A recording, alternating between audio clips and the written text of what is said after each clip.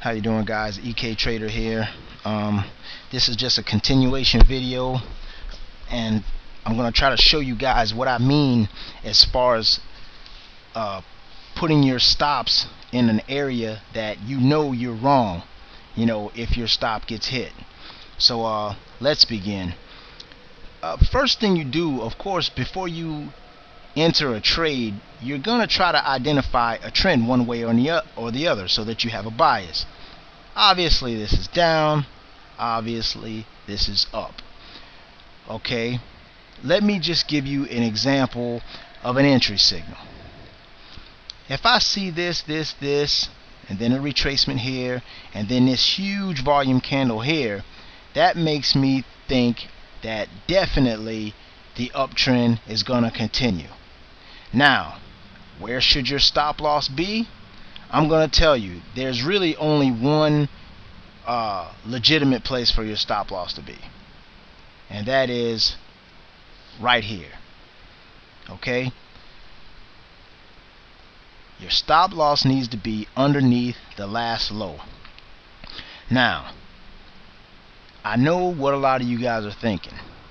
You see this candle, and a lot of professionals, they're not worried about having a tight stop. They're worried about taking quality plays that are going to make them money.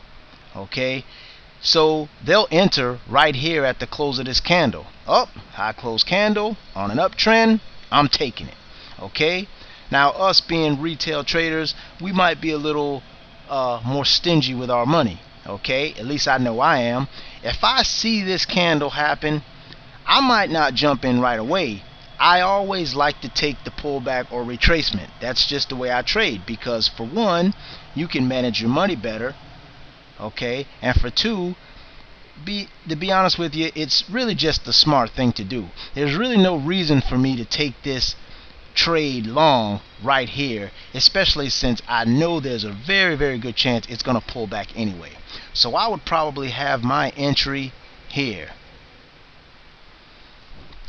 Now, I know a lot of you are probably thinking, yeah, EK Trader, well, what if it goes up and then I don't take the entry right away and it just keeps going up without me? Well, there's a good possibility that that could happen, and if it happens, oh well, then you'll just have to catch another play another time. But always try to get a better price. Just because this candle gives you a buy signal, you don't have to take the buy signal right at the end of the candle. Place you an order, maybe 75, not 75%, but maybe 38 to 50% down. Okay, this is where Fibonacci comes in at, but no reason for me to put the tool out there because I can just estimate it. Okay, so you want to try to enter the trade here.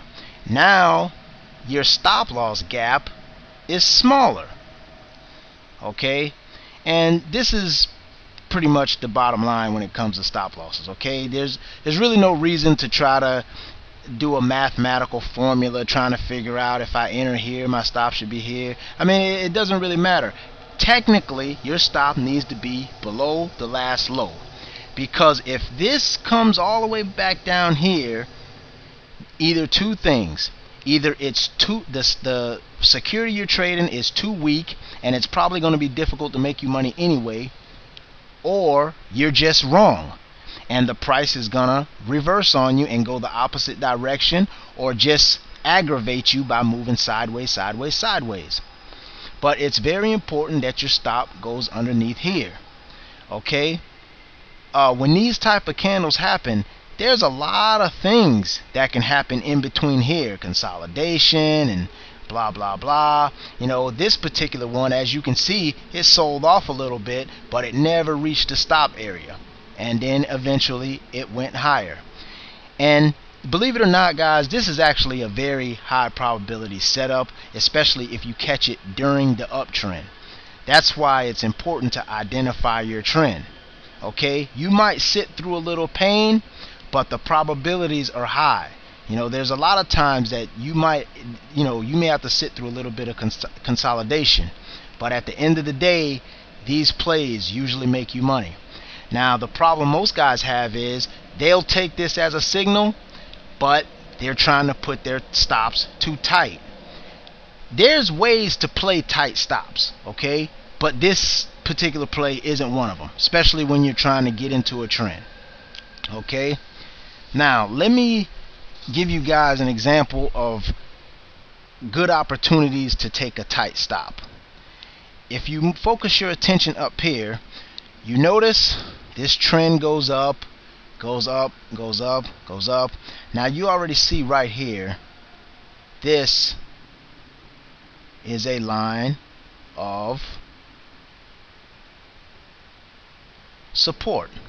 Okay, as you can see, it breaks the resistance area and it comes down here, and now it's support. Now a lot of guys will take a trade right here at this point, okay, and then go up and then blah blah blah and get their money. Now if you're gonna take your trade right at the area of support, then it's okay to leave yourself a tight stop. You can put a stop right here, or maybe even a little tighter. Okay, this is the time you want to use a tight stop. When you're taking a trade directly off support or resistance, it's okay to use a tight stop. You might get whipsawed a few times, you might lose a little money, but it's pretty safe to do, because you're basically trying to pick a bottom and you're buying at the bottom. Anyway, that's pretty much it for my video. I hope you guys kind of understood what I was explaining here. I don't claim to be any type of a teacher or anything like that. I'm just trying to share what I know and do the best I can. But if you guys have any questions or anything like that I can clarify about this little video, please feel free to hit me up personally or right here on the mixtape, Informed Trades Pros. Thanks.